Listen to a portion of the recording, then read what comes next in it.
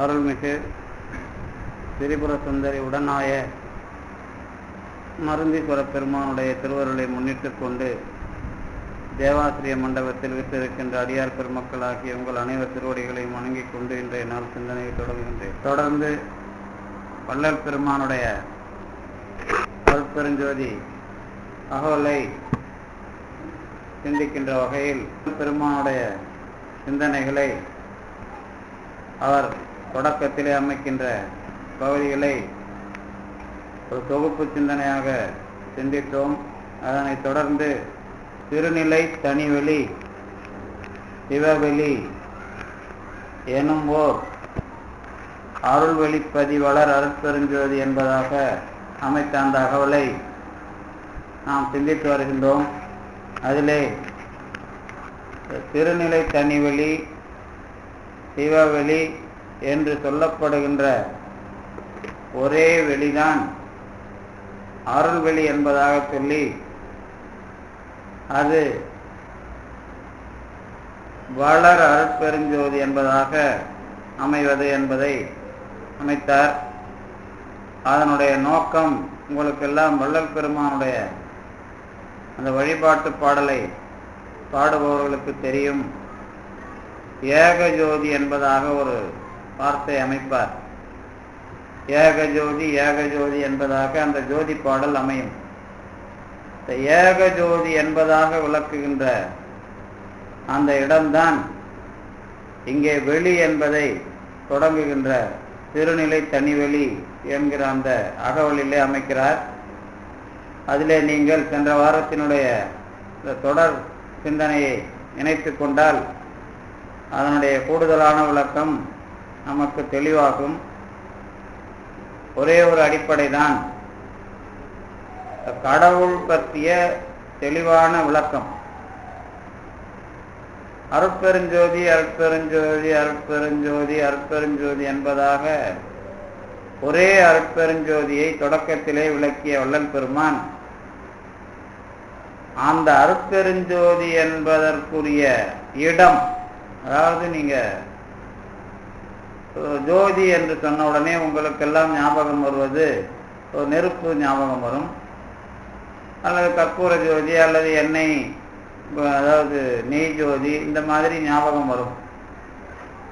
இந்த ஜோதி என்பதாக சொன்னால் கடவுள் பற்றிய விளக்கத்திலே உங்களுக்கு ஒன்று ஞாபகம் வர வேண்டும். மாணிக்க வாசக பெருமான் சொன்ன ஆதியும் அந்தமும் இல்லாத ஒரு அரும்பெருஞ்சோதி என்பதாக ஒன்று நினைவுக்கு வர வேண்டும். அதுதான் திருவண்ணாமலையினுடைய ஒரு அடிப்படை என்பதும் நினைவுக்கு வர வேண்டும். அதோடு கூட இந்த ஜோதி என்ற உடனே நீங்கள் எல்லாம் வருகிற கார்த்திகை மாதத்தில் பார்ப்பது போல அந்த மாதிரியான ஒரு பருத்த அந்த மாதிரியான ஒரு விஷயம் இல்லை. அது ஒரு மின்னல் கீற்று போல உங்களுக்கு ஒரு ஒரு ஒரு பளிச்சென்ற ஒரு ஒளியாக தெரியும். அவ்வளவுதான் நமக்கு தெரிகிற விஷயம். அதாவது ஜோதி என்று சொன்னால் நமக்கு தெரிகிற ஜோதி எது என்று கேட்டால் அண்டம் ஆறிருள் கடந்து உம்பர் உண்டு போலும் ஓர் ஒன்சுடர், இதுதான் ஜோதி. அதாவது நீங்க நினைக்கிற மாதிரி ஒரு இப்படி அகலமா அப்படி நெருப்பு தக தகன்னு எரியுது அந்த மாதிரி எல்லாம் கிடையாது. அண்டம் ஆறிருள் கடந்து உம்பர் உண்டு போலும் ஓர் ஒன்சுடர், ஒரு ஒளியாக நமக்கு தெரிகிற ஒரு கீற்று. அதுதான் காரைக்கால் அம்மையார் முதல்ல பெயர் கொடுத்தவர்கள். அதாவது ஜோதிக்கு முதல்ல பெயர் கொடுத்தவர்கள் காரைக்கால் அம்மையார். அவங்க தான் மின்னல் உருவமாக இறைவன் இருக்கிறான். ஆண் பெண் என்ற இரண்டை கடந்து நடுவிலே ஒரு ஜோதியாக ஒரு மின்னல் கீற்றாக தெரிகிறான் அல்லது தெரிகிறது. இதுதான் கடவுள். அதுக்குதான் அவங்க அற்புதம் என்ற பெயரை தந்து அதுக்குதான் அற்புத திரு அந்தாதி பாடினார்கள். அதாவது அற்புத திருவந்தாதியினுடைய நோக்கம் அல்லது அற்புத திருவந்தாதியினுடைய படைப்பு என்ன என்று கேட்டால் கடவுளை முதலாக பார்த்து சொன்ன விஷயம். அவ்வளவுதான். அன்னைக்கு அவங்க கடவுள்னு பேருலாம் பின்னாடி கொடுக்குறாங்க. அதுக்கு தலைப்பு என்ன என்று கேட்டால் அது ஒரு அற்புதம். அந்த அற்புதம் அதே வார்த்தையை தான் சேக்கிழாரும் உங்களுக்கு பொற்பதம் ஆடுகின்ற அந்த தில்லை கூத்தை பற்றி பேசும்போது அற்புதம் என்பதாகவும் அவர் அந்த வார்த்தையை பயன்படுத்தியே அறிமுகப்படுத்துவார் சேக்கிழார் பெரிய புராணத்துல. இந்த அற்புதம் என்பது நீங்க ஏதோ அதிசயம் என்பதில்லை. அது உங்களுக்கு ஒரு ரொம்ப நேரம் தெரியாது. அது உங்களுக்கு தோன்றி நினைவுபடுத்துகிற விஷயம். இப்ப நிறைய பேர் நான் என்ன எங்க பேராசிரியர் எல்லாரையும் கடவுளை பார்க்கணும்லாம் கேள்வி கேட்டுக்கிறாங்க. கடவுளை பார்க்கணும் அப்படின்னு திருவண்ணாமலையில தான் இருக்குது அந்த குடும்பம். இது அந்த குடும்பத்தோட திருமண விழாவில் திருவண்ணாமலை பதிகங்களுக்கு உரை எழுதி நான் கொடுத்துருக்குறேன். அது உரையோட போட்டிருக்காங்க அவங்க. அந்த பொண்ணு எப்போ வந்தாலும் கேட்கும், நாங்கள் கடவுளை பார்த்தே ஆகணும் அப்படின்னு சொல்லிட்டு சொல்லுவோம். அதுக்கப்புறம் சில சாமியாருங்க கடவுளை நாங்கள் காட்டுறோம் அப்படின்னு ஏமாத்துறவங்களாம் இருக்கிறாங்க நிறைய பேர். அதுக்கப்புறம் கடவுளை நான் பார்த்தேன்னு சொல்லி ஏமாத்துறவங்க கொஞ்சம் பேர் இருக்கிறாங்க. அதாவது கடவுளை பார்த்தே ஆகணும் நடம்பிடிக்கிற கோஷ்டி கொஞ்சம், கடவுளை காட்டுறேன்னு தொழில் பண்ற கோஷ்டி கொஞ்சம், கடவுளை நான் பார்த்தேன்னு ஏமாத்துற கோஷ்டி கொஞ்சம். இப்படிதான் உலகத்துல நடமாடிக்கிட்டு இருக்கிறாங்க. கடவுள் உண்டா இல்லையா இந்த விவாதத்துக்கெல்லாம் நம்ம போல. கடவுள் உங்களுக்கு ஏதோ ஒரு வகையில் நம்பிக்கையா இருக்கிறார், அவ்வளவுதான். ஆனால் கடவுள் உண்டு என்று சொல்லுகிற ஒரு பயணம் ஒன்று ஒரு வாழ்க்கையில முக்கியமான பயணம். அந்த பயணத்துக்கு வருகிற வாழ்க்கை கொஞ்சம் கடினமான வாழ்க்கை. என்ன அப்படின்னு கேட்டீங்கன்னா, இந்த கடினமான வாழ்க்கைனா என்ன அப்படின்னு கேட்டீங்கன்னா, நீங்க நினைக்கிற மாதிரி புண்ணியமா பாவமா அப்படிங்கிற விஷயம் கிடையாது. எல்லாரும் அப்படி கேட்பாங்க. இப்ப நாம புண்ணியத்தை அனுபவிச்சு வந்திருக்கிறோமா பாவத்தை அனுபவிச்சு வந்திருக்கோமா அப்படிங்கிற. புண்ணியம் உடனே நமக்கு என்ன ஞாபகம் வரும்? இந்த பணம் அப்புறம் சொகுசு ஆடம்பரமான அந்த விஷயங்கள் தான் ஞாபகம் வரும். அப்ப கடவுள் அப்படிங்கிற விஷயம் புண்ணியத்துல இல்ல. புண்ணியன்னு உடனே நான் சொல்லலாத, உங்களுக்கு என்ன ஞாபகம் வருகிறது அப்படிங்கிறது தான் என்னோட விஷயம். புண்ணியம் அப்படின்ன உடனே என்ன ஞாபகம் வருகிறது? போகம் தான் ஞாபகம் வருது. அப்ப புண்ணியம்னா கடவுளை அனுபவிக்கிறதுக்கு நீங்க உங்களுக்கு கொஞ்சம் கூட அதுல எண்ணம் வரல அப்படின்னு தெரியுது. அதெல்லாம் சொல்லுவோம், உங்களுக்கும் நிறைய சொல்ல தெரியும். இப்ப என்ன புண்ணியம் செய்த நெஞ்சமே இருங்கடல் வையத்து. இந்த உலகத்துல கடவுளை காண்பதற்கு என்ன புண்ணியம் செய்த நெஞ்சமேன்னு நான் சொல்ற அர்த்தம் புண்ணியம் என்ன செய்யல, அதனால்தான் கடவுளை பார்த்தேன்னு சொல்லுவோம். சொல்லலாம்ல, அதுக்கு அர்த்தம் அப்படி இப்படி சொல்லலாம். ஆமா, என்ன புண்ணியம் செய்யுதுன்னா புண்ணியம் செய்யல அதனால கடவுளை பார்க்கணும் கூட ஒரு அர்த்தம் இருக்குதா இல்ல? புண்ணியம் செய்யறதுனா என்ன பாவம் செய்யறதுனா என்ன அப்படின்னு கேட்டு மாணிக்கவாசகர்கிட்ட கேட்டீங்கன்னா, என் வினை ஒத்து வராமலே கடவுள் கணக்கிலா திருக்கோலம் கண்டு ஆட்கொண்டான் கழுக்குன்றில் அப்படிங்கிறது அவருடைய வாக்கு மூலம். இதுல என்ன அப்படின்னு கேட்டீங்கன்னா, உங்களுக்கு நாம ஒரு நிறைய கோளாறு இருக்குது. என்ன கோளாறு அப்படின்னு கேட்டீங்கன்னா, உங்களுக்கு கேட்டு வச்சிருக்கிற கோளாறு ஒண்ணு இருக்குல்ல. இப்ப நீங்க என்னதான் நாம புதுசா ஒரு இனிப்பு உங்களுக்கு கொடுத்தாலும் அதுக்கு பேர் தெரியல என்ன சொல்லுவீங்க? எங்க வீட்டம்மா செஞ்ச குலோப் ஜாமுன் மாதிரி தான் இருக்குன்னு சொல்லுவீங்க. உங்க வீட்டம்மா செஞ்ச குலோப் ஜாமுன் எனக்கு எப்படி தெரியும்? அவங்க என்ன மட்டமா செஞ்சாங்களா நல்லா செஞ்சாங்களா எனக்கு எப்படி தெரியும்? தெரியாதுல்ல. அப்ப நான் கொடுத்த ஸ்வீட்டை வச்சுதான் உங்களுக்கு நான் கண்டுபிடிச்சுவேன். இப்ப நாம என்னதான் சாப்பிட்டாலும் புதுசா ஒரு விஷயம் சாப்பிட்டா நம்ம இதுவரைக்கும் என்ன பேர்ல எதை சாப்பிட்டுருக்கிறோமோ அந்த பேர் தான் அதுக்கு ஞாபகம் வரும். அந்த மாதிரி இந்த மாதிரி தத்துவ கலை சொற்களை புரிஞ்சுக்கிற விஷயம். இந்த புண்ணியம் பாவம் நல்வினை தீவினை இதெல்லாம் புரிஞ்சுக்கிற விஷயம். இத பாடமா படிக்கிறது ஒரு கலை. அதோட வச்சிடணும். எந்த காலத்திலேயும் உங்களுக்கு ஒரு விஷயம் அனுபவமா வராம கடவுள் அனுபவம் அப்படிங்கிறது எந்த புக்கு படித்தாலும் கிடையாது. நீங்க வேதம் படித்தாலும் கிடையாது, திருமுறை படித்தாலும் கிடையாது, சாஸ்திரம் படித்தாலும் கிடையாது. ஒருவேளை நீங்க கடவுளை அனுபவிக்கிறதுக்கு தகுதி உள்ளவர்களாக இருந்தால் உங்களுக்கு அந்த மாதிரி ஒரு சூழலை கொடுத்து உங்களுக்கு நான் இருக்கிறேன் என்று காட்டுபவனாக அவன் இருக்கிறான். அதனாலதான் அவன் அருளாலே அவன் தாள் வணங்கி, அப்பதான் புரியும். இப்ப புரியாது. அவன் அருள் இல்லாம எல்லாம் நடக்குது இப்ப சொல்லிட்டு இருப்பீங்க. அவன் அருளால் அவன் தாள் வணங்குற அப்படின்னு எப்ப சொல்லுவீங்க? இப்ப சொல்றதெல்லாம் போலி, எல்லாம் கடவுள் செயல்பா அப்படின்னு சொல்றீங்கல்ல. எதுக்கு சொல்றோம்? அத ஏதோ படிச்சுட்டோம் சொல்றோம், ஞாபகத்துல இருக்குது சொல்றோம். அதுக்கப்புறம் எல்லாம் இது சொல்லலைன்னா தப்பா போயிடுமான்னு சொல்றோம், இல்ல ஒரு பயத்துல சொல்றோம், அவ்வளவுதானே. அவன் அருளால் தான் நான் அவனுடைய தாளை வணங்கினேன்னு சொல்ற விஷயம் எவ்வளவு பெரிய விஷயம் தெரியுமா? அது இப்ப சொல்ற விஷயமே இல்லை. அது ஏன் அப்படின்னா, நம்ம வாழ்க்கையை திருப்பி பார்த்து எனக்கு வந்த பிரச்சனைகளெல்லாம் நான் கேட்டதெல்லாம் கொடுக்காம என்னை திருப்பி திருப்பி கடவுள் எவ்வளவு கஷ்டப்பட்டு என்னை வாழ வச்சிருக்கிறான் உங்களுக்கு ஒரு அனுபவம் அந்த மாதிரி வந்தாதான் அவன் அருளால் அவன் தாள் வணங்கினான்னு தெரியும். நான் நார்மலா படிச்சுட்டு வேலைக்கு போயிட்டு சம்பாதிச்சு குடும்பத்தை வச்சுக்கின்னு என் பிள்ளை பொண்டாட்டி எல்லாம் ஒழுங்காக நினைக்கிற ஒரு ஆளுக்கு அது கண்டிப்பா ஞாபகத்துக்கு வர்றதுக்கு வாய்ப்பே கிடையாது. நீங்க யார் சொன்னாலும் அதை நான் ஒத்துக்க முடியாது. ஏன்னா அவங்க முயற்சியில் அவங்க வாழ்ந்துருந்தாங்கல்ல, எல்லாம் தான் கிடைக்குது, எல்லாம் போகுது. யாருக்கு அது நல்லா தெரியும்? ஒண்ணு கேட்டு கிடைக்காம போய் வருத்தப்பட்டு நொந்து நூலாகி கடைசியா நாம கேட்டதை கடவுள் கொடுக்காது எவ்வளவு நல்லதுன்னு ஒரு காலத்துல சொல்லுவான் பாரு, ஒரு 20 வருஷத்துக்கு இடைவெளி இல்ல. அவனுக்கு தான் அவன் அருளால் அவன் தாள் வணங்கிங்கிறதுக்கான உதாரணம் கிடைக்கும். இப்ப அடிக்கடி நான் இங்க ஒண்ணு கேட்பேன், ரொம்ப நாளாச்சு அது கேட்டு உங்களுக்கு மறந்து போயிருக்கோம். இது ஒண்ணு சொல்லுவேன், இமைப்பொழுதும் என் நெஞ்சில் நீங்காதான் தாழ் வாழ்க அப்படின்னா என்ன அர்த்தம்?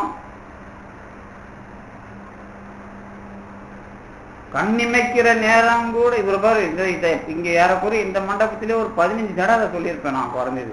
அப்ப திருப்பி திருப்பி கேட்கும் போதெல்லாம் புதுசா தெரியுது இல்ல நமக்கு.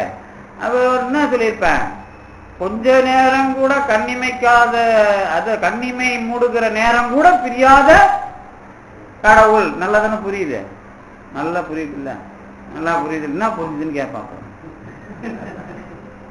நல்லா புரியுது சார், என்ன புரிஞ்சுது அப்படின்னு. என்ன புரிஞ்சுதுன்னா என்ன புரியுது? கண்ணிமைக்கிறது இன்னும் இல்ல, உனக்கு அனுபவம் என்ன இருக்குது சொல்லு,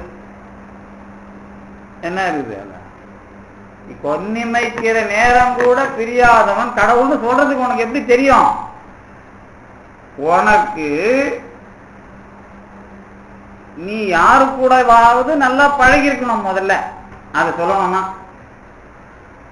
அம்மா கூடையாவது பழகி இருக்கணும், இல்ல பிள்ளைங்க கூடையாவது பழகி இருக்கணும், இல்ல பொண்டாட்டி கூடையாவது பழகி இருக்கணும். ஏன் என்ன அதுல அர்த்தம்? நான் இன்னும் ஏதோ முடிச்சு எங்கேயோ போறேன்னு நினைக்காதீங்க. என்ன அர்த்தம்னா, அவங்களுக்கு திடீர்னு செத்து போயிட்டாங்கன்னா நீ ஒரு வேலையும் புரியாம பைத்தியம் மாதிரி வேலையும் செஞ்சிட்டு இருக்கணும். சோறும் ஆக்கணும், குழம்பு வைக்கணும், ஆபீஸுக்கும் போகணும். ஆனா உன் நினப்பு பூரா என்னவா இருக்கும்? அவங்கள நினைச்சுனே இருக்கும். அது மாதிரி எத்தனை பேர் ஒரு மாசம் கணக்கா நினைச்சுன்னு இல்ல இல்ல, ஒரு வருஷம் யாராவது பயிற்சிக்கார மாதிரி மிஞ்சி போனா அந்த காதலர்கள் தான் அப்படி இருப்பாங்க. அது கூட எந்த மாதிரி காதலர்கள்? எந்நேரமும் போன்ல நீங்க பேசிக்கிட்டே இருங்கன்றாங்கல்ல, அந்த மாதிரி பேசிக்கிட்டு இருக்கிறவங்க மட்டும்தான் அதுல புலம்புவாங்க, மத்த யாரும் புலம்ப மாட்டான். புரியுது அவங்க நான் என்ன சொல்றேன்ட்டு? யாரு பிரிஞ்சா உங்களை பாதிக்கும்? பழக நம்ம பிரிஞ்சாதான் பாதிக்கும். இல்லைன்னா எவ்வளவு நாள் பழகினீங்களோ அவ்வளவு நாள்ல இது நீங்க உங்களுக்கு நீங்க இங்க பஸ்ல போய் இப்பெல்லாம் பழக்கம் இருக்குதான்னு தெரியல, உங்க இருக்கிறவங்களுக்கு பஸ்ல வண்டியில எல்லாம் போனீங்கன்னா போய் சாப்பிட்டு வீட்டுல படுத்தீங்கன்னா மொயின்னு காதுல ஒரு சவுண்ட் வரும். எவ்வளவு நேரம் வரும்? நீங்க எவ்வளவு நேரம் சுத்தினீங்களோ அவ்வளவு நேரம் அதுல திருப்பி அடிக்காது அந்த சத்தம். தூங்கிட்டா சில பேருக்கு, ஆனா காதுல அந்த சத்தம் ரீங்காரமிட்டுக்கிட்டே இருக்கும், அது திருப்பி எதிரொலிக்கும். அந்த மாதிரி நீங்க எவ்வளவு நாள், ஒரு 10 வருஷம் கூட இருந்திருப்பீங்க, ஆனா உங்க பழக்கம் எவ்வளவு நாள், அதுக்கப்புறம் சுத்தத்துல நீங்க எவ்வளவு தெளிவா இருக்கிறீங்களோ அவ்வளோ நாள் தான் நீங்க தெளிவா பழகிருக்கிறீங்கன்னு கண்டுபிடிச்சிடலாம். அது பிள்ளையா இருந்தாலும் சரி, பொண்டாட்டியா இருந்தாலும் சரி, அப்பா அம்மா வந்தாலும் சரி, இதுதான் அதுக்கு எல்லை. அதுக்கப்புறம் இன்னொரு ரகசியம் சொல்றேன் பாரு, சில பேர் செத்தே போயிடுவான். ஏன்? அது பிரிஞ்சு அவனால டாலரேட் பண்ண முடியாது, அதுக்குள்ள அவன் மண்டை குடையும். ஏன் தீயினால் சுட்ட புண் உள்ளாரும் ஆகாது நாவினால் சுட்டவடுனா, பழகிட்டு பேசிட்டீங்கன்னா இதை திட்ட விஷயம் இல்லை. நீங்க பழகி நல்லா பேசிட்டாலே அவங்க கிட்ட இருந்து பிரிய முடியாது. எம்ஆர் தான் தெளிவா எழுதினார். அவர் என்ன பண்ணாரு, அவரோட ஜெயில இருந்துட்டு வந்த உடனே ஒரு பேட்டி கொடுக்குறாரு தினமணி இதழுக்கு. அப்ப ஒருத்தர் கேட்கிறார், பத்திரிகையாளர். அவர் 2 விஷயம் சொல்றாரு. அதுல முதல்ல என்ன, அப்ப அவர் மனைவி இருக்கிறாங்க. ஐயா உங்க மனைவியை கூட்டின்னு கூட நின்று ஒரு போட்டோவுக்கு ஒரு போஸ்ட் கொடுங்க அப்படிங்கிறாங்க. ஓ என் பொண்டாட்டி ஊர்ல இருக்கிறவங்கலாம் பத்திரிகையில போட்டு பார்க்கணுமா போயா அப்படின்னு கொடுக்குறாரு. அவர் மட்டும்தான் புகைப்படத்துக்கு இது கொடுக்குறாரு. அதுக்கப்புறம் அவர் கதை சொல்றாரு. சொல்லும்போது முதல் பொண்டாட்டி ஒன்று அவர் காதலிச்சார் கோயம்புத்தூர்ல.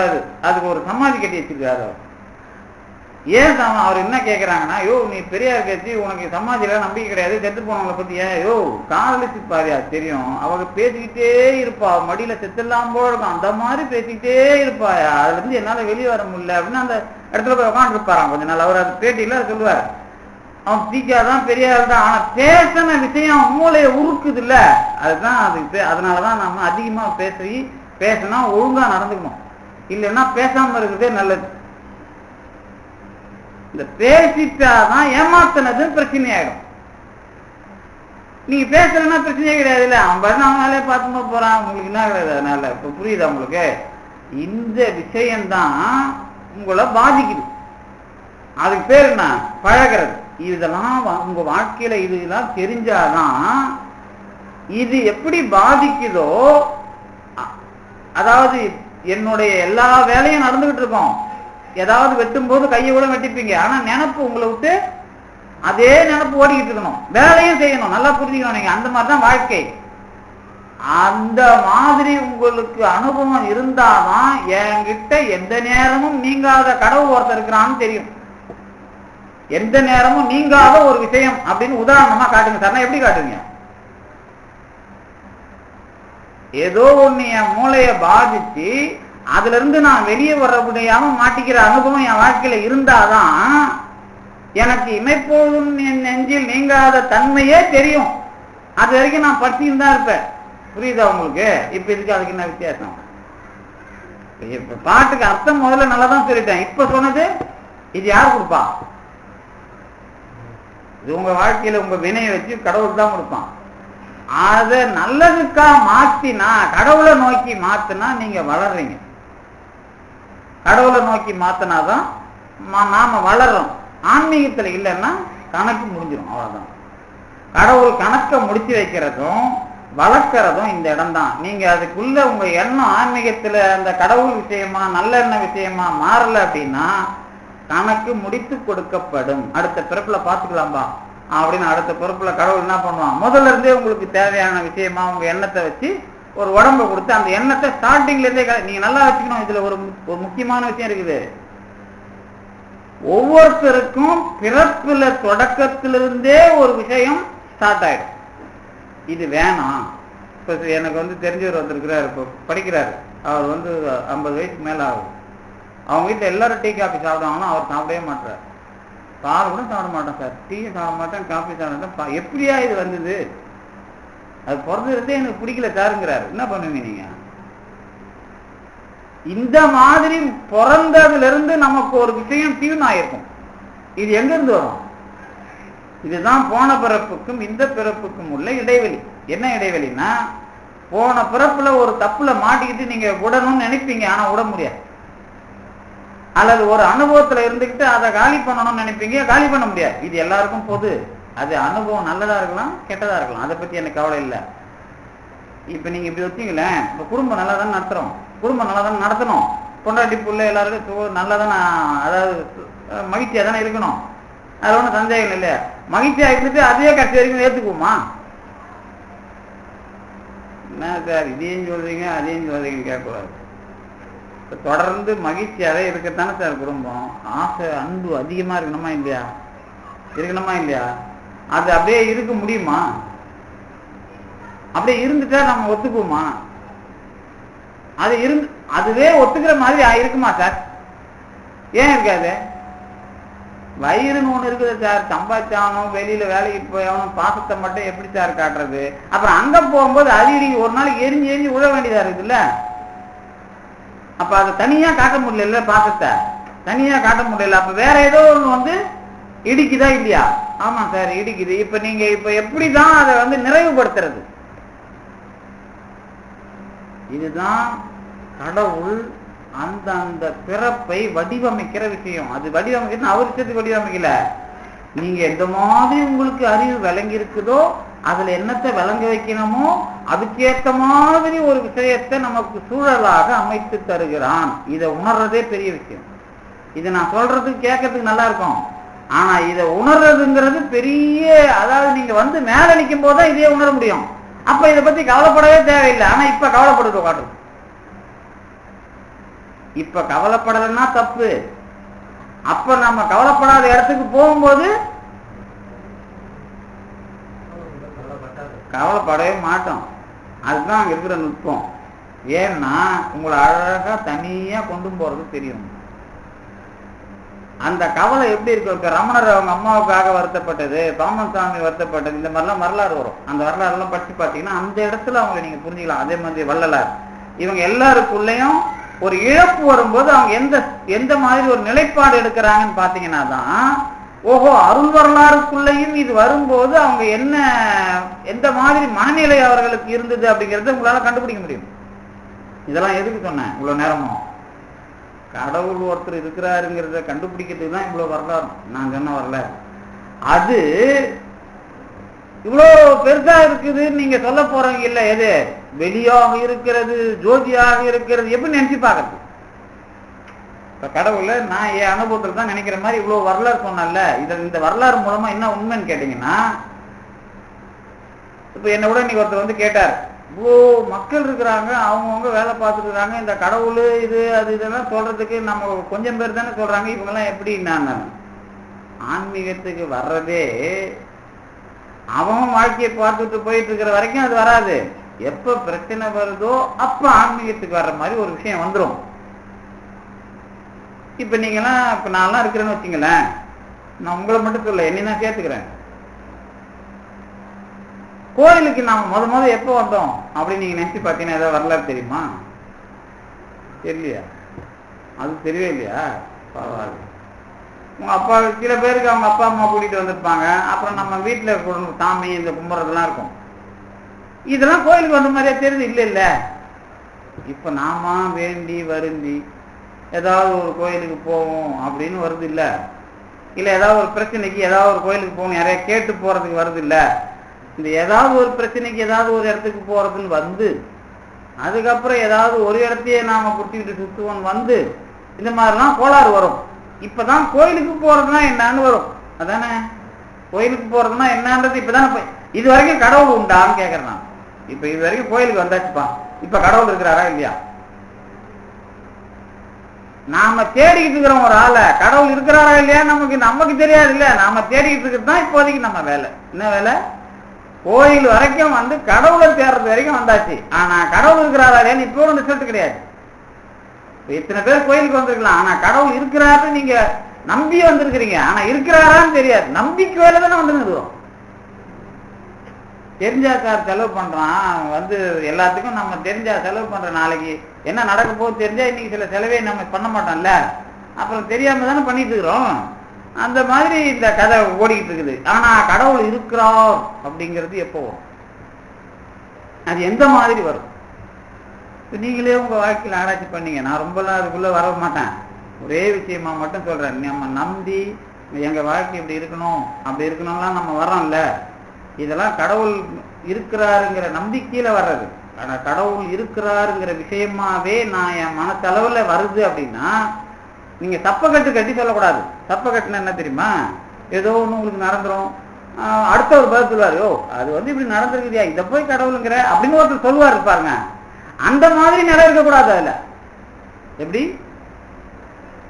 இப்ப தீக்காக்காரர் இருக்கிறாங்கல்ல, அவங்க என்ன சொல்லுவாங்கன்னா, ஐயோ இதெல்லாம் போய் கடவுள் நிறுத்துறான், உனக்கு முயற்சி பண்ண கிடைக்குது, அப்புறம் உனக்கு அதிகாரம் இருக்குது, செல்வாக்கு இருக்குது, இப்படி கிடைக்குதுன்னு சொல்லுவான்ல. இந்த மாதிரி பதிலும் அதுல வரக்கூடாது. எப்ப அது அப்ப அந்த இப்ப ஒரு வேலை உங்களுக்கு ரொம்ப பிரச்சனை இருக்குதுப்பா, என்ன பிரச்சனை? உங்களால என்னென்னமோ பண்ணி பாக்குறீங்க, நடக்கல. ஒரு வேலை அது நடக்குது, இது நீங்க பண்ணதுனால நடக்கல, இதை தாண்டி அது நடந்தது அப்படின்னா அதை அவன் எடை போடுறான்னு வச்சுங்க. அவன் எந்த மாதிரி ஆளா இருக்கணும்? அவன் ஒரு ஆள் கடவுளை கண்டுபிடிப்பான். இவனை விட பெரிய ஆள் யார் தெரியுமா? இவனுக்கு நடக்கலன்னு நடையா நடந்தான்ல கோயிலுக்கு, நடக்காத போனதே நல்லதுன்னு அவனுக்கு புரியுற மாதிரி விஷயம் வரும்.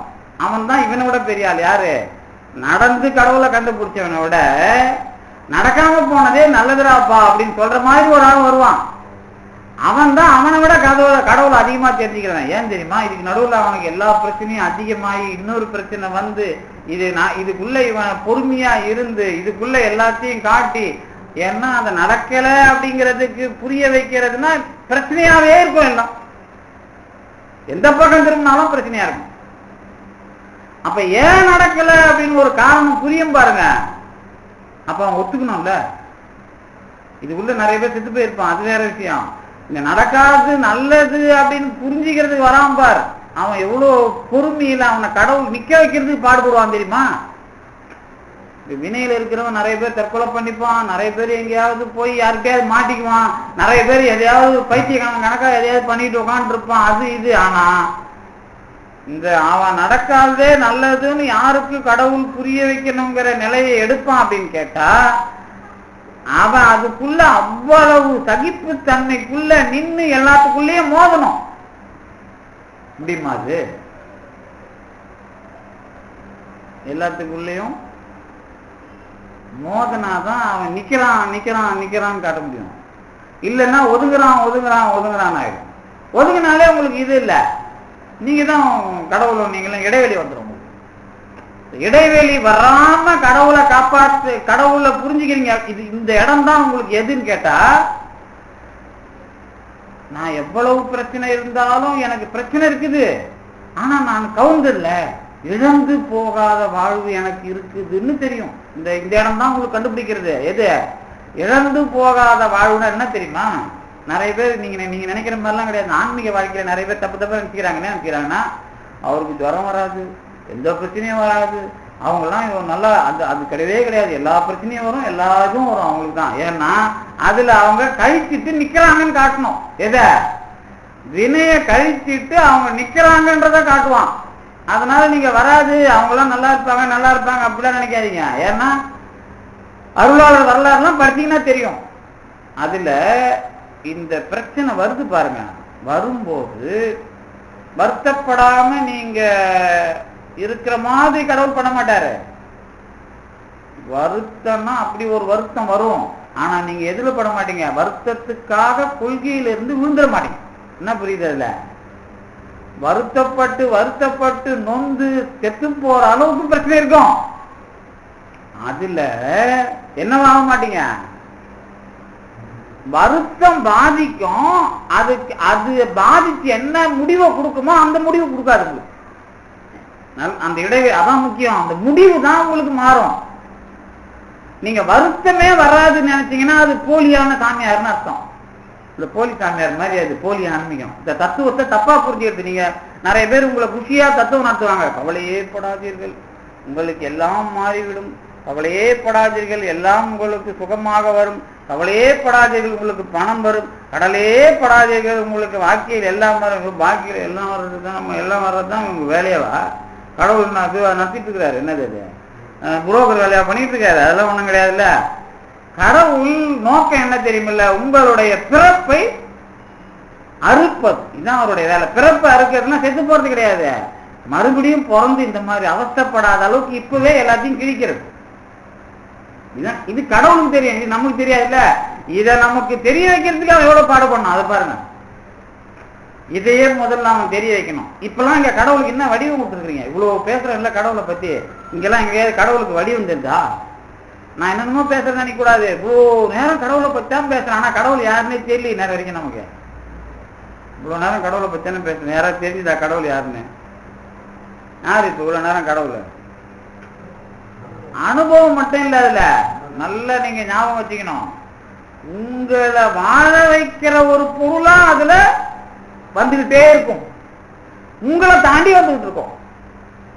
புரியுதா? உங்களை, ஏன்னா நம்ம அனுபவம் தான். அந்த அனுபவத்தினுடைய விஷயத்தை நானே மாத்திக்கிறேன், நானே பண்ணிக்கிறேன்ற மாதிரி இல்ல. அது அந்த அந்த அந்த சூழல்ல நமக்கு இருக்கிறது அப்படிங்கிற மாதிரி தெரிஞ்சாதான் கடவுள். அதுதான் உலகத்துல நீங்க இப்ப கடவுளை போய் ஆர்குமெண்ட்ல நிரூபிக்கணுமா? அதுல அதை பத்தியே நம்ம ஆள விடணும்பா.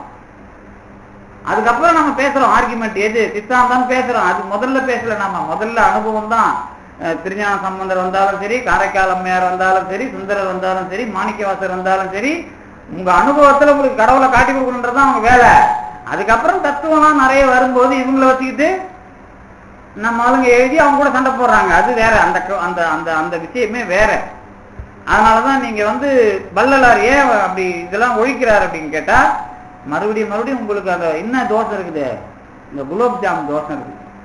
நான் கொடுத்த ஸ்வீட்டை உங்க வீட்டம்மா செஞ்ச குலோப் ஜாமாவே பார்த்துட்டு இருக்கிறீங்களாப்பா, முதல்ல உங்களுக்கு ஸ்வீட்டே கொடுக்க மாட்டேங்கிறார். நீங்க ஸ்வீட்டே சாப்பிடாதீங்கிறார்.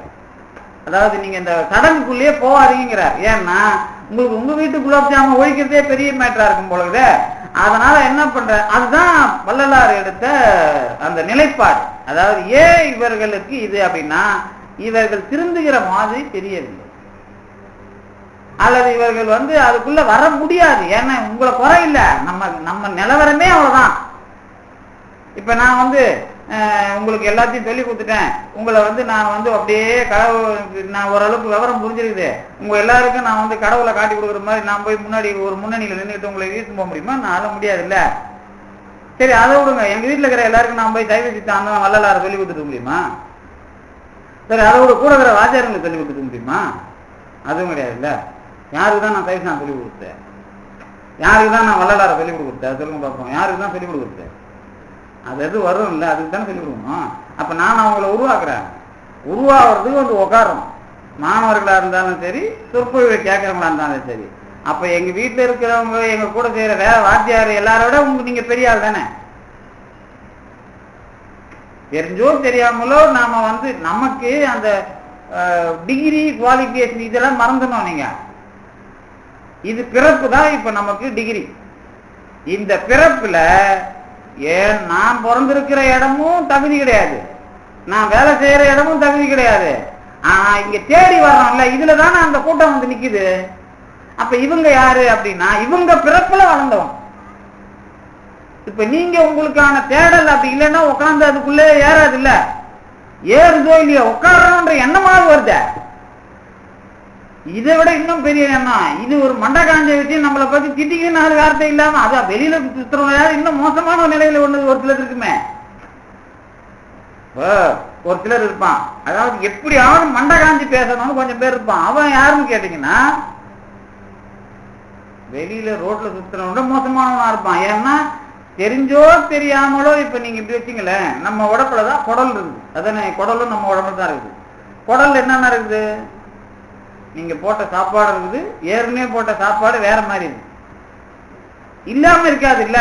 இப்ப அதை ஒண்ணும் பண்ண முடியாது. நீங்க விஷயம் என்ன அப்படின்னு கேட்டீங்கன்னா, உங்களுக்கு எது உதவுது அப்படிங்கறதுதான். இப்ப உதவுது அப்படிங்கிறப்ப நம்ம சாப்பாட்டை என்ன பத்தி பேசுறேன். இப்ப சாப்பாட்டை என்னன்னு பேசுவோம்?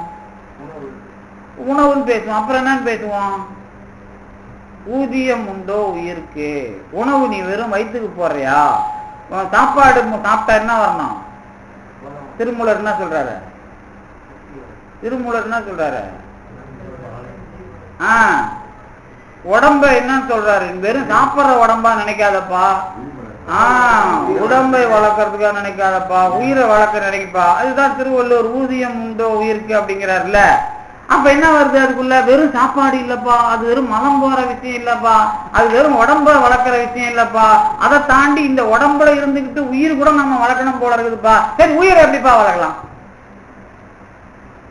உயிர் எப்படி ரப்பர் மாதிரி இருக்குமா? உள்ள அப்படி எப்படி இருக்கலாம்? இதேதான் கடவுள் நிலவரம். இந்த வளர்க்கறதுங்கிறதா இப்ப வளர் அருட்பெருஞ்சோதின்னு சொன்னார்ல, அதெல்லாம் புரிஞ்சுக்கிற இடம். அதாவது நீங்க இந்த தத்துவம் வரும்போது சில நுட்பம், இதுக்குள்ள நான் நேரா விளக்கம் எழுதிட்டு போறதுக்கு எவ்வளவு நேரா விளக்கம் சொல்லிட்டு போறதுக்கு தான் பிரிந்துகள் நடிக்கிறே. இப்ப வளர்தல் என்றால் என்ன, கடவுள் எப்படி இருக்கிறார், யாராவது நீங்க கேட்டா பதில் சொல்லுவாங்களா? என்ன பெரிய இந்த ஆனா அதான படிச்சுக்கிறோம் டெய்லி. அவர் எப்படி இருக்கிறாரு? தோடுடைய செவியன், நல்லதுன்னு தெரியுது, யார் இல்லைன்னு. இந்த பக்கம் பார்த்தா பித்தா பிறை சூடி, இந்த பக்கம் பார்த்தா கூற்றாயினவாறு விளக்ககளீர் அப்படின்னு அவர் சொல்றாரு. அப்புறம் அதாவது என்ன தோன்றா துணையா இருந்தனம் அப்படின்னு அவரை சொல்றாரு கடவுளை. இப்ப நீங்க கடவுளை என்னன்னு சொல்ல வரீங்க? கடவுளை என்னன்னு சார் சொல்றது? கடவுள் இருக்கிறாரா இல்லையா மேல கேட்டு வந்துட்டேனே. இப்ப கடவுளை என்னன்னு சொல்றாரு? வளர்றாருன்னு சொல்றாரு. அவர் வேற வளர் அருட்பெருஞ்சோதிங்கிறாரு. அதேதான் உடம்பை வளர்த்தேன் உயிர் வளர்த்தேன் அப்படிங்கிற விஷயத்துக்குள்ள வளர்தல் அப்படிங்கிறத பத்தி பேசுறாங்க. ஊதியம் உண்டா உயிர்க்குன்னு திருவள்ளுவரும் அது முதல்லயே கேட்டிருக்கிறாரு.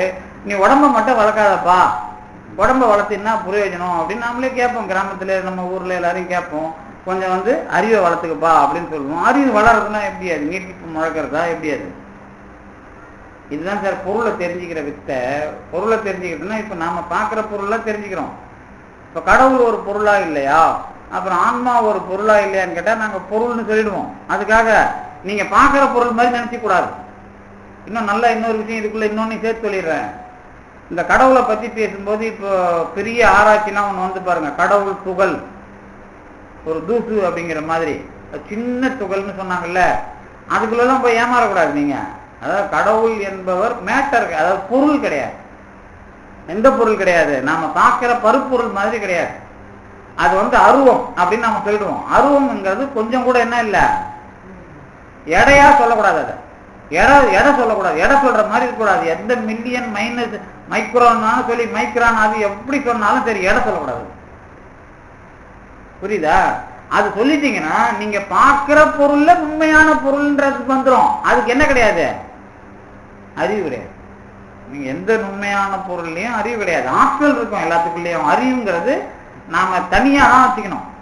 இப்போ மறுபடியும் எங்க வந்துட்டேன், அதே விஷயமா திருப்பி வந்துட்டேன். கடவுள், ஆன்மா இவர்களை ஒரு பொருளாக சொன்னாதான் அதுக்கு ஒரு இடம் வேணும். இப்ப பொருளா சொல்றதுக்கும் இடத்தை வச்சு சொல்றதுக்கும் உள்ள வித்தியாசம் தான் இந்த பாட்டுல நான் கொஞ்சம் மேலோட்டமாவும் சொல்றேன், கொஞ்சம் ஆழமாவும் சொல்றேன். என்ன ஒரே ஆழமாவும் என்னால போனாக்கா அவ்வளவுதான், அப்புறம் மேலோட்டமாவும் சுத்தமா போயிட்டா அதுவும் அவ்வளவுதான். அதனால கொஞ்சம் இப்படியும் அப்படின்னு தான் பண்ண முடியும் என்னால. என்ன புரிஞ்சுது இப்ப இதுல நான் சொன்னதுல? இப்ப இந்த லைட் எரியுது இல்ல, விளக்கு டியூப் லைட் எரியுது இல்ல, இந்த வெளிச்சம் நமக்கு சேருது. நடுவுல வெளிச்சம் எங்கெல்லாம் இருக்குது, எல்லா இடத்துலயும் இருக்குது. எப்படி இருக்குது, எப்படி தெரியுது? லைட்டை நிறுத்தினா தெரியும் சார், இருட்டா இருக்கும் சார், அவ்வளவுதான் விஷயம். அதானே வெளிச்சம் இருக்குதுங்கிறது எப்ப தெரியுது? லைட் ஆஃப் பண்ணாதான் இருட்டா இருக்கும்போது. அந்த மாதிரி ஒரு இடத்தை நீங்க சொல்லணும்.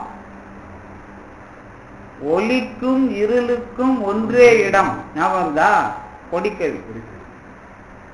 இது எப்படி சொல்ல முடியும்? நாம வெளிச்சத்துக்கு இருட்டு இருந்தாதான் வெளிச்சம் ஒண்ணு வந்தா வெளிச்சம் இங்கதான் இருக்குதுன்னு சொல்றோம். அவர் என்ன சொல்றாருன்னா ஒளிக்கும் இருளுக்கும் ஒன்றே இடம்ங்கிறார். புரியுதா? அது அப்படின்னு என்ன அர்த்தம்? அதுக்கு என்ன அர்த்தம்? அதெல்லாம் கிடையாது. இருட்டும் இன்னொரு இடத்துல இருக்குதுன்னு அர்த்தம். இருட்டு இருக்கிற இருட்டு ஒரு இடத்துல இருக்குது, அந்த இருட்டுக்கு மேல வெளிச்சம் தங்கு அப்படின்னு ஒரு புரிஞ்சுக்கிறதுக்கு தான் அது. புரியுதா உங்களுக்கு? அது ஒளிக்கும் இருளுக்கும் ஒன்றே இடம். அதுவும் கிடையாது, வராது போகாது, அதுவும் கிடையாது. ஆமா, அதுல என்ன நுட்பம் கேட்டீங்கன்னா, இதுதான் அருட்பெருஞ்சோதின்றதுக்கே வள்ளலார் எடுக்கிறார். எல்லா இடத்துலயும் இருட்டு தான் இருக்குது, ஆனா அந்த இருட்டுக்கும் ஆதாரமாக இருக்கிறது அருட்பெருஞ்சோதி. அது இல்லைன்னா ஜோதியே நீங்க பார்க்க முடியாதுங்கிறது தான்.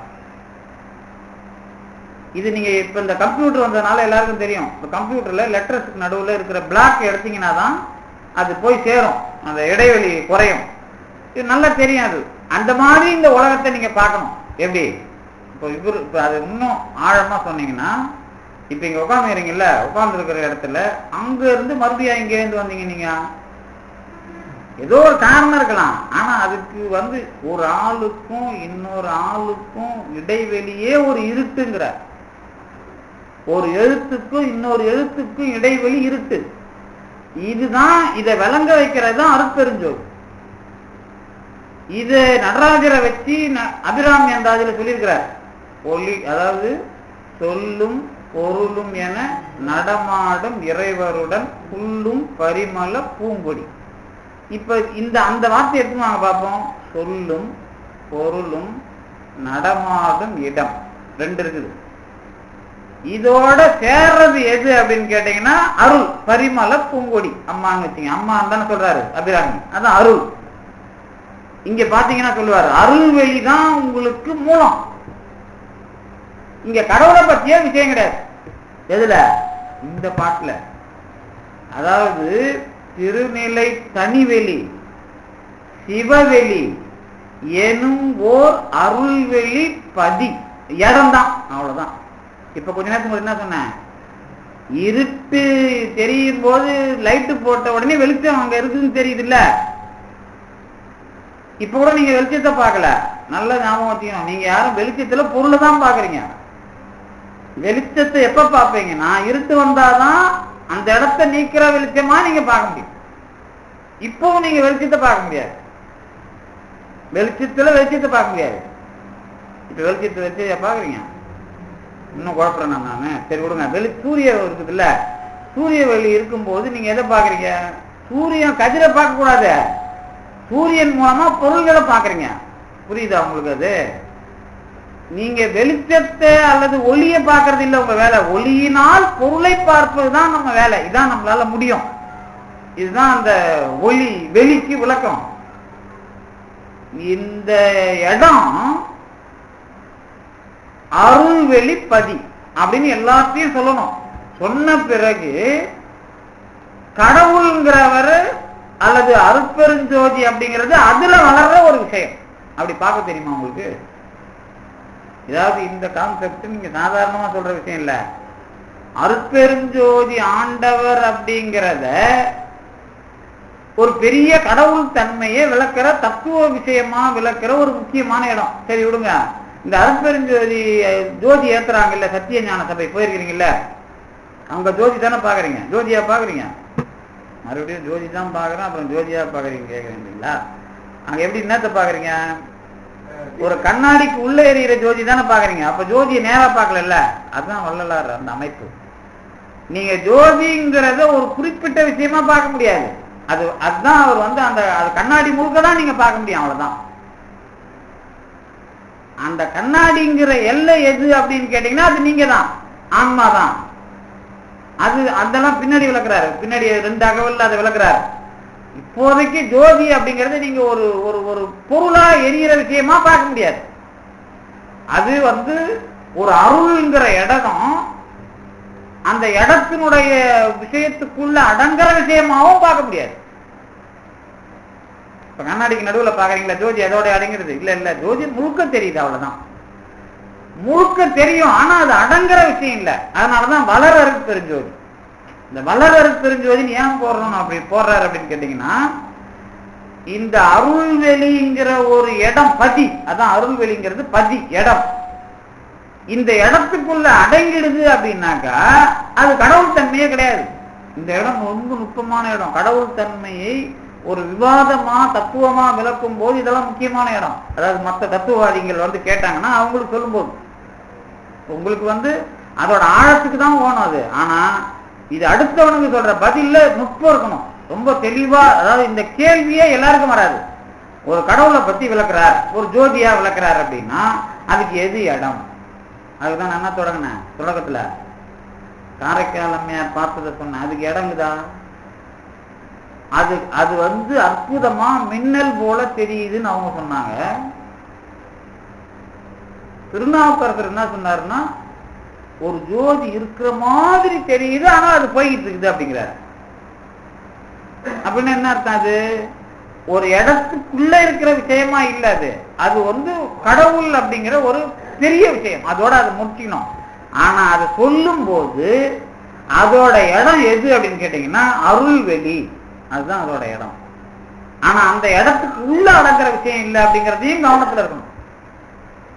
அருள்வெளி பதி வளர் அருட்பெருஞ்சோதி, இதுதான் அந்த சத்திய ஞான சபைக்குள்ள ஜோதியையும் அருள்வெளியையும் இணைச்சி காட்டுறது. சரி, அது எது அப்படிங்கிறப்பதான் உங்களுக்கு முதல்ல என்ன சொன்ன, திருநிலை தனிவெளி சிவவெளி. இந்த திருநிலை தனிவெளி சிவவெளிங்கிறதுல நீங்க ஒரு கவனம் வச்சுக்கணும். என்ன கவனம் வச்சுக்கணும்னா,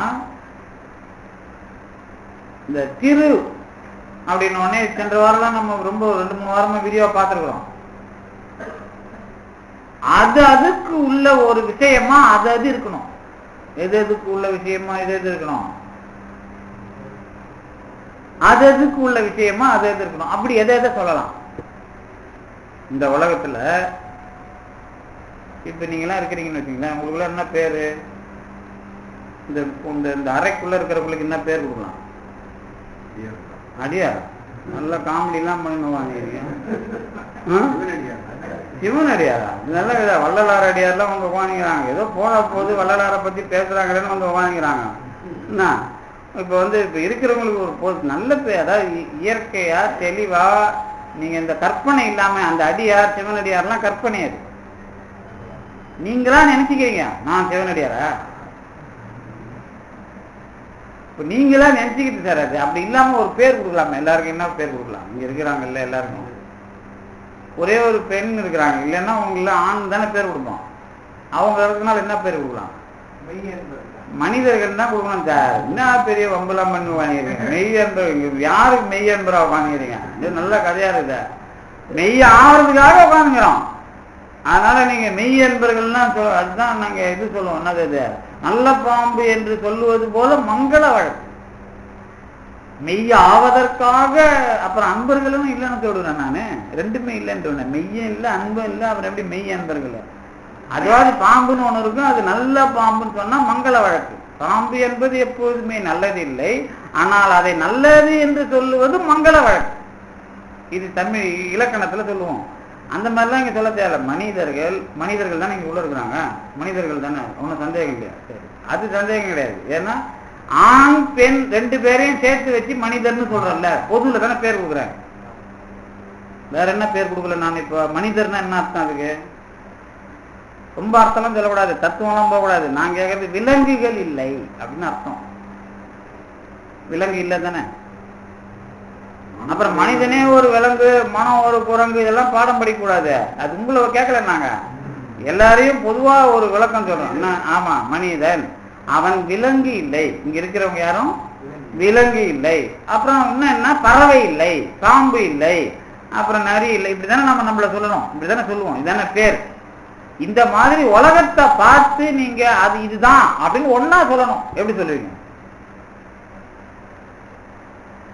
அதாவது இதுதான் தத்துவம். தத்துவம்னா என்ன தெரியுமா?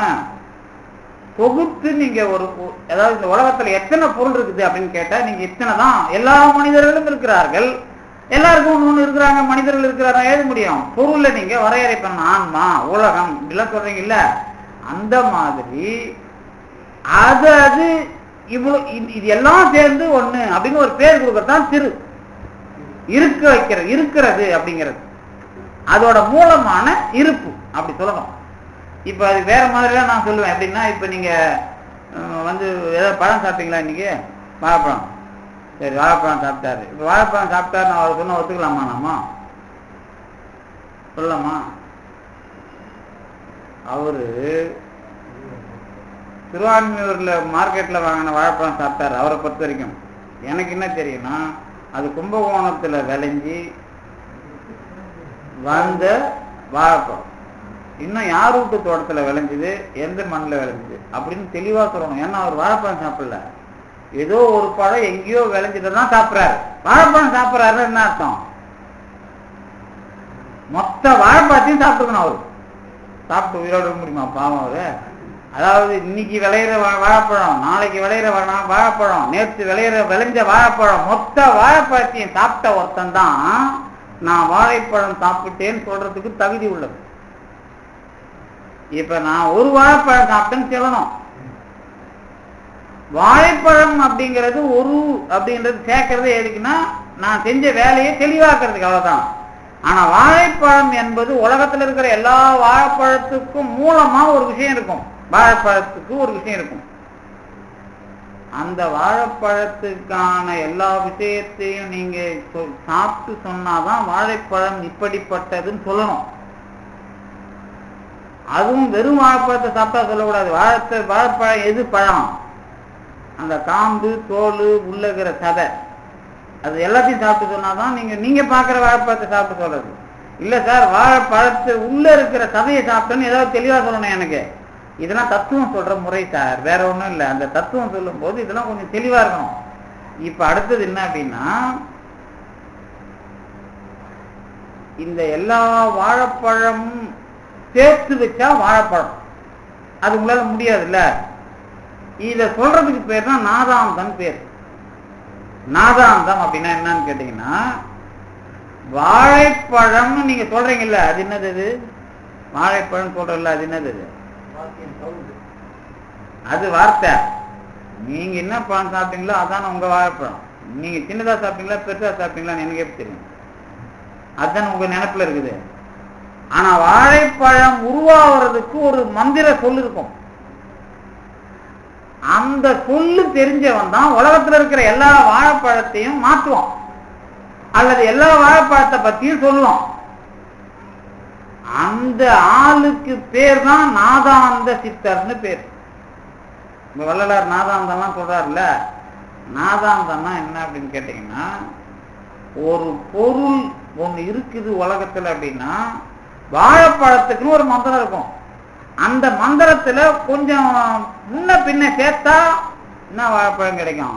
இலச்சி வாழைப்பழம் கிடைக்கும், இல்ல பெங்களூரு அந்த வாழைப்பழம் கிடைக்கும், இல்ல பச்சை வாழைப்பழம் கிடைக்கும். ஆனா வாழைப்பழத்துக்கு ஒரு மந்திரம். அதுல முன்னாடி ஏதாவது சேர்த்தா இன்னொரு வாழைப்பழம், அல்லது எதாவது வெட்டினா இன்னொரு வாழைப்பழம், அப்படி ஒரு மந்திரம். அதான் மந்திரம் பேர். இந்த மந்திரத்தை உச்சரிச்சா அவன் கையில வாழைப்பழத்தை அவன் செய்வான். அந்த ஒரு வாழைப்பழத்தை கொடுத்தா உலகத்தில் இருக்கிற வாழைப்பழத்தை சாப்பிட்ட மாதிரி. நீங்க எங்க படிச்சிருக்கீங்களா? இந்த விஷயத்தை எங்கேயாவது படிச்சிருக்கீங்களா? ஏன் படிக்கல? முருகனுக்கு கொடுத்தது என்னது? இந்த மாதிரி பழம் தான். இந்த ஒரு கனிக்கா இப்படின்னா அதுதான்ப்பா எல்லா கனியும். எந்த கனின்றது பிரச்சனை இல்லை எனக்குப்பா, அந்த ஒண்ணுல எல்லாம் அடங்கிடும். இதுதான் நாதாந்த வேலைன்னு பேர். நாதாந்தம்னா ஒரு பொருளுக்கான மொத்த விஷயமும் அதுல அடங்கிடும். அந்த மந்திர அந்த சொல்லுலயே அதை அவங்க என்ன வேணாலும் பண்ணலாம். புரியுதா? இந்த விஷயம்தான் இந்த மாதிரி உலகத்துல இருக்கிற எல்லா பொருளுக்கும் ஒரு மந்திரம் இருக்குது. இது எல்லாத்தையும் சேர்த்து அடக்கிற பூமிக்கு ஒரு மந்திரம் இருக்குது, காத்துக்கு ஒரு மந்திரம் இருக்குது, எழுத்து இருக்குது. அதெல்லாம் மந்திரம்னா பெருசா கிடையாது, ஒரே ஒரு எழுத்து தான். இப்போ இது எல்லாமே என்ன இருக்குது? இப்ப இவ்வளவு சொல்லிட்டேன். வாழைப்பழம் இருக்குது, மாம்பழம் இருக்குது, என்னென்ன பழம் பாக்குறீங்களோ எல்லாத்துக்கும் ஒரு மந்திரம் இருக்குது. எல்லாத்தையும் எதுல அடக்கிறோம்? இந்த பூமி, நெருப்பு, காத்து, ஆகாயம், இதுலதான் அடைக்கிறோம். நெருப்பு, பூமி, காத்து, ஆகாயம், தண்ணி, இந்த 5 பூதத்துல தானே எல்லாத்தையும் போட்டு சுவாகா பண்ணிடுறோம். இப்ப இந்த 5 தானே பெருசு, அதானே? இதை விட்ட வேற என்ன இருக்குதா உலகத்துல? எதுவுமே இல்லையா? இதுக்குள்ளதான் எல்லாம் இருக்குது. கரெக்டா? சரி, இந்த 5ம் என்னது? அது இந்த 5க்கு அறிவு இருக்குதா? பஞ்சபூதங்களுக்கு அறிவு இருக்குதா? தத்துவமெல்லாம் சொல்லக்கூடாது. நீங்க தண்ணி குடிச்சா அது பேசுதா? உங்க காற்று சுவாசிங்கன்னா அது பேசுதா? அப்புறம் நெருப்புல குளிர் காந்தீங்கன்னா அது பேசுதா? இல்ல இல்ல. அந்த 5 பூதத்துக்கு அறிவு இல்லை, உங்களுக்கு மட்டும் அறிவு எப்படி வருது? இப்படி ஒரு கேள்வி கேட்டு முதல்ல தத்துவத்தை ஆராய்ச்சி பண்ணுவோம். 5 பூதத்துக்கும் அறிவு இல்லை, உங்களுக்கு மட்டும் எப்படிப்பா அறிவு வந்தது அப்படிங்கிறப்ப அவன் முதல்ல பதில் என்ன தெரியுமா சொல்றான்? வெத்தலை, பாக்கு, சுண்ணாம்பு 3ஐயும் போட்டா என்ன வருது? சிவப்பு வருது. சிவப்பு புதுசாலாம் வரல, பாக்குல இருக்கிற கருப்பு சிவப்பா டைல்யூட் ஆகும். ஆனா இவங்க புதுசா வருதுன்னு ஏதுவாங்க. புதுசா அது வர்ற மாதிரி இந்த 5 பூதம் சேர்ற மாதிரி சேர்ந்ததுன்னா உயிர்னு ஒண்ணு அதுல வருதே தவிர உயிர் தனியா கிடையாதும்பா. யாரு? நாத்திகர்கள். இதான் அவங்க வேலை, அவங்க சொல்றதெல்லாம் இதான். இப்போ இல்லாத ஒண்ணு எங்கிருந்தியா வரும்? இல்லப்பா, சேரும்போது வரும். இதுதான் வாதம். இந்த வாதத்துக்கு நீங்க பதில நீங்க தத்துவங்கள் எல்லாம் படிச்சு தெரிஞ்சீங்க, அது பிரச்சனை இல்லை எனக்கு. இந்த உலகத்தை மொத்தமா சேர்த்து வச்சா நிலம், நீர், நெருப்பு, காற்று, ஆகாயம் படிச்சீங்கல்ல, இது எதுக்கும் அறிவு கிடையாது. ஆனா இதுங்களதான் என்னவா பாக்குறீங்க? உருவமா பாக்குறீங்க. இந்த உலகத்துல உங்களுக்கு தெரிகிறது எது? இதுங்கதான் உருவம். இந்த உருவம் எதுக்குமே என்ன இல்ல? அறிவு இல்லை. அப்புறம் இந்த அறிவு இல்லாத உருவங்களை தாண்டி நமக்கு அறிவு இருக்குதுன்னு ஒண்ணு தெரியுது இல்ல? இதுக்கு என்ன பேர் வைக்கலாம்? இதுக்குதான் உயிர்னு பேர் வைக்கலாம். உங்க உயிர் வேற, என் உயிர் வேற, அது பிரச்சனை இல்லை. ஆனா உயிருங்கிற பேர்ல தான் இது எல்லாம். இப்போ உலகத்தை நீங்க 2ஆ பாக்குறீங்க. எதா பாக்குறீங்க?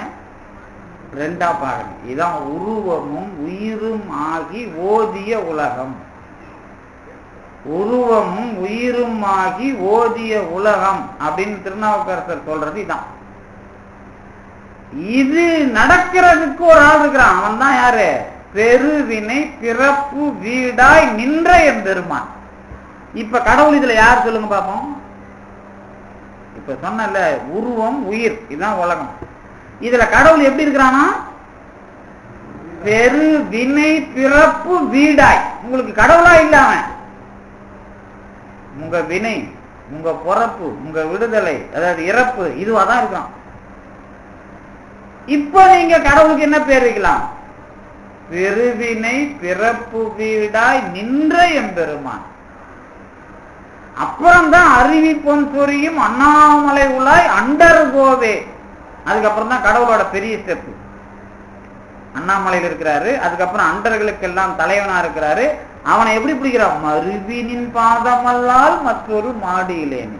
உன்னை அப்படியே கொஞ்சம் கொஞ்சமா பிடிச்சி உன்னை நான் பார்க்க போறேன் அப்படின்ற. மருவினா கொஞ்சம் கொஞ்சமா. மருவுதல்னா தெரியல. மருவுதல்னா என்ன? இப்ப உங்க எண்ணம் எங்க இருக்குது தெரியுமா? நான் சொல்லிட்டேன் எங்க இருக்குது. அங்க பாட்டு பாட ஆரம்பிச்சாங்கல்ல, அங்கதானே போயிருக்குது. தூங்கிட்டீங்களா இல்லட்டா? அதாவது வேற ஏதாவது ஒண்ணு காதுல ஊந்து அங்க போயிருவோம். ஆனா ஆள் இங்க இருப்பில்ல. இதுதான் மருவுதல்னு பேரு. ஏதாவது ஒண்ணு லைட்டா ஒரு விஷயம் வரும், அதை வச்சுக்கிட்டு அவன் மண்டை பேயாடுற மாதிரி அது கொஞ்சம் கொஞ்சமா வளர்ந்து மாறிடும், உருமாத்திடும். ஒரு நாளைக்கு கொஞ்சம் லைட்டா சொல்லுவாங்க, இந்த கதை காட்டிப்பா. அடுத்த நாள் டபுள் கேம் ஆடுவாங்க. இன்னும் கொஞ்ச நாள் பேராவா எழுதிடுவாங்க. அதுக்கப்புறம் கவுத்துருவாங்க. கரெக்டா இல்லை? இதுதான் மருவினின் பாதமெல்லாம். அதாவது கொஞ்சம் கொஞ்சமா ஏறது.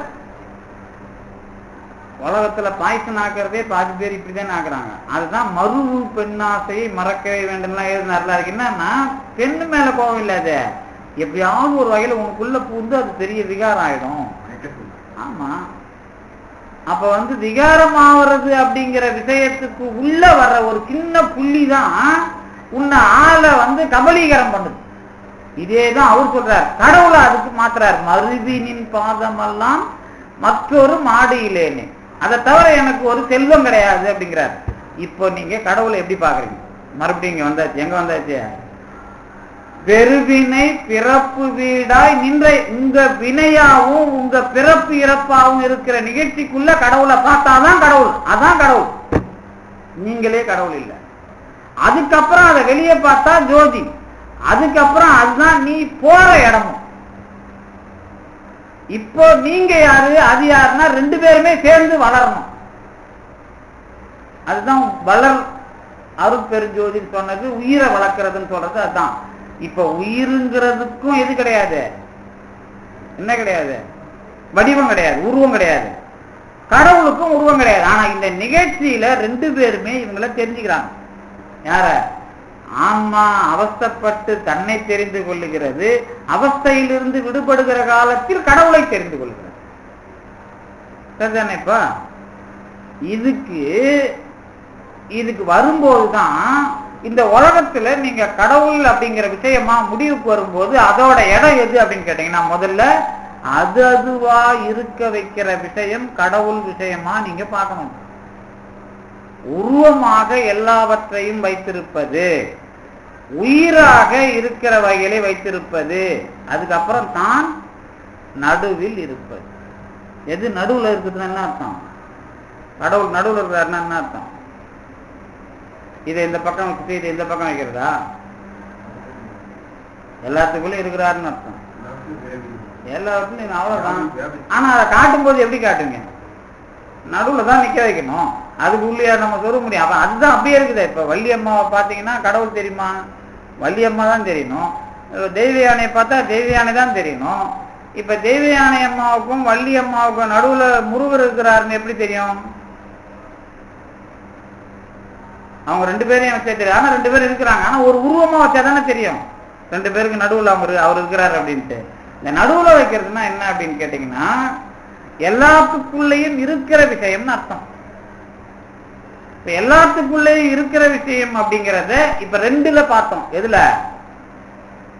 உருவமாக இருக்கிற இந்த உலகத்துல, அதுக்கப்புறம் உயிர்கள்ல. இந்த உயிர் உலகம் இது ரெண்டு தான் திரு, முதல் திரு.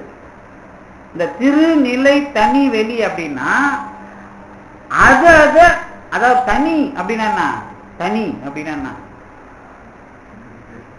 விசேஷம், இண்டிவிஜுவாலிட்டி, தனித்தன்மைன்னு சொல்றீங்கல்ல, அதுக்குன்னு இருக்கிற தனித்தன்மை. இப்ப நீங்க உலகத்துல இருக்கிற எல்லாத்தையும் மிக்ஸ் பண்ணி தனித்தன்மையில சொல்லணும். உலகத்துல இருக்கிற எல்லாத்தையும் மிக்ஸ் பண்ணி தனித்தன்மையில எப்படி சொன்னீங்க? ரெண்டு தான் தெரியுது. ஒண்ணு என்ன தெரியுது? ஒண்ணு உருவம் தெரியுது, இன்னொன்னு உயிர் தெரியுது. இதான் நான் உலகத்தை பார்க்கறதுக்கு முன்னாடி எப்படி பாக்குறீங்க கேட்டது. மெய்கண்டார் வேற மாதிரி சொன்னாரு. அவன் அவள் அதுன்னார். அவன் அவள் அது எனும் அவை மூல் வினைமையின் தோற்றிய திதியே ஒடுங்கி மலத்து உலகாம் அந்தம் ஆகி என்பனார் புலவர். சிவஞான போதம் முதல் நூற்பா. அவர் ஏன் அவன் அவள் அதுன்னு சொன்னார் சொல்லுங்க பாப்போம். அங்கதான் தத்துவமே ஆரம்பிக்குது. குடும்பம் ஒழுங்கா நடத்தின ஆரம்பிக்குதுதான் வினையே தெரியும். எனக்கு ஏன் நீ வாச்ச, உனக்கு ஏன் நான் வாச்சேன்னு அங்கதான் தெரியும். அப்பதான் இதை நடத்துறது கடவுள்னு தெரியுது. அதான் அவன் அவள் அது எனும் அவை மூல் வினைமையின் தோற்றிய திதி. அது உலகத்திலேயே தத்துவத்தை குடும்பத்துல இருந்து எழுதினவர் நம்மால் தான், வேற எவரும் எழுதல. உலகத்துல கடவுள் இருக்கிறாருன்னு ஆராய்ச்சி பண்ணி தான். ஆனா நம்ம ஆளுங்க தான் அவன் அவள் ஆரம்பிச்சாங்க. மெய்கண்டார் தான் ஆரம்பிச்சார். உலகத்துல யாரும் இந்த மெத்தடாலஜிய, ஆனா நம்ம ஆளுங்களுக்கு எழுத தெரியல. இன்னும் தத்துவத்தை நாம இந்த மெத்தடாலஜியில எழுதுறோம்னு எழுதல யாரும். அவங்க methodology moral argument, cosmological argument, theological argument, ontological argument எழுதுவோம். ஆனா இப்படி ஒரு ஆர்குமெண்ட் நான் இங்கிருந்து தான் கடவுளே ஆரம்பிக்கிறேன்னு எழுதல நாம இன்னும். ஏன்னா நாம அந்த மாதிரி ஒரு ஆர்குமெண்ட் எழுதுறதுக்கு தயாரா இல்லை. அவன் சொல்றதுக்கு நாம எழுதுவோம், அவ்வளவுதான். அவங்க காஸ்மோலாஜிக்கல் ஆர்குமெண்ட், உலகம் தோன்றி இருந்து அழிகிறது, இதை வைத்து கடவுள் இருக்கிறார்ன்றதையும் மெய்கண்டார் சொல்லுகிறாரு. ஆனா அது இருக்குதுங்கிறது எங்க இருந்து ஆரம்பிக்கிறாரு? அவன் அவள் அப்படிங்கிற ஒரு அடையாளத்துல இருந்து ஆரம்பிக்கிறார். அதுக்கு ஏன் நுட்பம் இருக்கணும்? வாழ தெரிஞ்சாதான் தத்துவத்தை பத்தியே பேசணும். நாங்க சும்மா கடவுளை பத்தி நீ எதுக்கு இந்த சயின்ஸா அது ஆராய்ச்சி பண்றதுக்கு அப்படின்னு ஒரு அர்த்தம் அதுல இருக்குது. வாழ தெரியறவனுக்கு தானே வாக்கிய பத்தி பேசணும். வாழ தெரியாதவனுக்கு ஏன் நாம பேசணும்? அதை பத்தி நமக்கு கவலை இல்ல. அதனாலதான் இந்த கடவுள் இருக்கிறார் அப்படின்னு நீங்க கண்டுபிடிக்கிற விஷயமே முதல்ல பொருள்களை இருக்க வைக்கிறவர், அது தன்மையில இருக்க வைக்கிறவரா பார்க்கணும். எது தன்மையில? பொருளினுடைய மூலத்தன்மையில. இப்ப உலக பொருள்களை உருவம்னு சொல்ற இந்த விஷயத்துக்குலாம் அதிபதி யார்? உருவம்னு சொல்ற இந்த விஷயத்துக்குலாம் அதிபதி யார்? உலகத்துல நீங்க உருவமா பாக்குறீங்க. நான் கையெல்லாம் நீட்டல, அது கொசு ரொம்ப நேரமா சுத்தி நிற்குது, அதுதான் அச்சுக்கிறேன். நீங்க வேற கையை நீட்டி நின்று நினைக்காதீங்க. ஒரு 4-5 கொசு பறந்துட்டு இருக்குது. இப்ப நீங்க என்ன சொல்லுவீங்க? உலகத்துக்கு அதிபதி இது என்னது? உலகத்துக்கு இப்போ பொருள் பார்த்தீங்கல்ல, இந்த பொருளுக்கெல்லாம் அதிபதி யார் சார்? சித்தாம எவ்வளவு நாள் படிச்சிருக்கீங்க? இந்த கடவுள் கடவுள் படிச்ச மண்டகாணி படிச்சிருந்தீங்களா? உலகம்லாம் அருள் வடிவம், அவ்வளவுதானே. அருள்னா யாரு? அம்மா தானே, சக்தி தானே. இந்த உலகத்துல அதாவது கடவுளும் இறைவி அல்லது இறைவன் சொல்றோம்ல, ரெண்டும் தனித்தனி கிடையாது. அறிவு இல்லாத இந்த பொருள்களில் ஆற்றலாக தெரிகிற கடவுள் சக்தி. ஆனா அதுல அறிவும் இருக்குது. ஆனா இந்த அறிவில்லாத பொருள் அறிவு வேலை செய்யாதுல்ல, அதை பத்தி பிரச்சனை கிடையாது. அதனால இந்த அருள் தான் நம்ம அம்மாவா வச்சுக்கிறோம் கோயில்ல. புரியுதா? அதுக்காக அது அம்பாள் வேற கடவுள் வேற நினைக்கூடாது. அம்பாள் தான் கடவுள், கடவுள் தான் அம்பாள். ஆனா பொருளை வச்சு அம்பாள், பொருள்ல இருக்கிற அருள் தான் அம்பாள். ஆன்மாவில் இருக்கிற அருள் கடவுளுக்கு பேர் என்ன?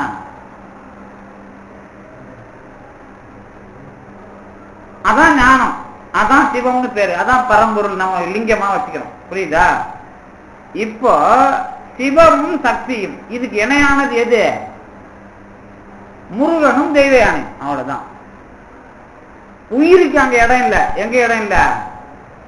நம்ம தலைவர்கிட்ட இடம் இல்லை. சிவபெருமான் லிங்கத்துல பக்கத்துல உயிர் கிடையாது. இல்ல ஒன்னே ஒண்ணு இருக்கும், உள்ள மனோன்மணின்னு ஒண்ணு இருக்கும். என்ன உயிருக்குன்னு ஒரு இடம் கொடுத்தது யாரு? வள்ளியம்மா தான் உயிர். அதாவது வள்ளினா யாருன்னா, இப்ப நீங்க சிவனடியார்கள் நாயன்மாருங்கிறீங்கல்ல, அவங்க இதுல வள்ளி தான் அடியார். அதாவது உலகத்துல பிறந்த ஆன்மா 7 வகையான பிறப்பு பிறந்து கடவுள் என்கிற தேன்ல கலக்கிற திணைமாவா கலக்கணும். அதான் ஆனந்தம். இது எங்க கிடைக்குது? அங்கதான், இங்க களி தான் கிடைக்கும். அங்கதான் தெனமாவு கிடைக்கும். தெனமாவுக்கு களிக்கும் வித்தியாசம் தெரியல. தெனமாவு எதுல போடுறோம்? தேன்ல. களி எதுல போடுறோம்? களியில என்ன போட்டா பிடிக்கும்? சாப்பிடுவீங்க. உப்பு போட்டதான். வேற என்ன? அதான் பிறவி கடல். இப்ப நீங்க மறுபடியும் அது உங்களுக்கு என்ன, அதுக்குள்ள ஆனந்தம்ங்கிறதுக்குள்ள வராது. அது ஆனந்தம் வர்றப்ப தேனும் தினைமாவும். இப்ப வள்ளியம்மையாருங்கிறது ஆன்மா, இது உயிர். ஒரு பக்கம் உருவம், தெய்வ யானையும் வள்ளியும், நடுவுல கடவுள். நீங்க உடனே முருகன் சிவன்லாம் சண்டைக்கெல்லாம் போகக்கூடாது. ஒரு உருவமும் உயிருமாகி ஓதிய உலகுக்கெல்லாம் பெருவினை பிறப்பு வீடாய் நின்ற எம்பெருமான் சொன்னாலே இந்த கந்தகோட்டை முருகன் தான். அதனாலதான் வள்ளலார் இந்த திருநிலை தனிவெளி அனுபவங்கிறது தான் தொடக்கம். அதனாலதான் கந்தகோட்டை தெய்வமணி மாலையை தொடங்குறார். அதுக்கப்புறம் சிவவெளி அப்படிங்கறதான் திருவொற்றியூர். அதை நான் அடுத்த வாரம் சொல்றேன் உங்களுக்கு. இப்ப இந்த வாரத்துல உங்களுக்கு இந்த திருநிலை தனிவெளினா கடவுள்ங்கிற விஷயத்தை நீங்க தனியா எழுத முடியாது. இந்த உருவமும் உயிரை பத்தி தான் எழுதணும். இப்ப நீங்க அதுலதான் கண்டுபிடிக்கணும். இந்த விஷயம் வரும்போது அந்தந்த பொருளை இருக்க வைக்கிற ஒரு தனி வெளி, அதை வைக்கிற, அதன் தன்மையில் வைக்கிற கடவுள்ங்கிற வெளியே பெருசு நீங்க பின்னாடி எழுதிங்க. ஆனா அதுக்கு உரிய மரியாதையை அவன் கொடுக்குறான். அது வேற வேறன்றத காட்டணும். அதுதான் தனி வெளி. அதுதான் அதை இருக்க வைக்கிற திருநிலை தனி வெளி. இதுதான் தொடக்கம். இதுதான் கந்தகோட்டை அனுபவமா வள்ளலாருக்கும் வர்றது. அதனால இந்த வெளிங்கிறதுக்குள்ள நீங்க கடவுளை கண்டுபிடிக்கணும்னா அது உருவமா எழுதலாம் முடியாது. அது உங்களுடைய அனுபவத்தில், உருவ உலகத்தில், உங்களுடைய உயிர் விஷயத்தில் தெரிகிற விஷயம். அது தெரிய வருகிற காலத்தில் உருவத்திற்கான இருப்பும் உங்களுக்கான இருப்பும் தனியாக விளங்க வைக்கப்படுமானால் அதை உணர்கிற வெளிதான் திருநிலை தனி வெளி. அதுதான் தனித்தன்மையை அதற்கு கொடுக்கிற அருட்பெருஞ்சோதி ஆண்டவருடைய முதல் வேலை. அல்லது அவர் எல்லாவற்றையும் வாழ வைத்து எல்லாவற்றிலேயும் ஓங்குகிறவர் என்பது அப்புறம். ஆனா எல்லாரையும் தன் செயல் நிறுத்தணும். அப்படி இல்லைன்னா என்னவாயிடும்? என்னவாகும்? கடவுள் ஒருவர் மட்டுமே, வேறு எதுவும் இல்லை அப்படின்னு சொன்ன தத்துவம் நின்றுடும். புரியுதா உங்களுக்கு? அதுக்குள்ள ரொம்ப கவனமா இருக்கணும். எல்லாம் இருக்கின்றன, கடவுள் எல்லாவற்றிலும் இருக்கிறார். அப்ப கடவுளாகவே தெரியும், அது வேற. ஆனா எதுவும் இல்லைன்னு சொல்லிட்டா அது தப்பு. அதுக்குதான் முதல்ல திருநிலை தனி வெளி அப்படிங்கிற முக்கியமான விஷயம். அதை நீங்க மனத்தில் வைத்துக் கொள்ள வேண்டும் என்பதை சொல்லி அடுத்த வாரத்துல நாம் அதனுடைய தொடர்ந்து வருகிற பகுதிகளை சிந்திக்கலாம் என்பதை சொல்லி இந்த அளவிற்கு தந்து நிறுத்திய திருவர்களுக்கும் குருவர்களுக்கும் நன்றி.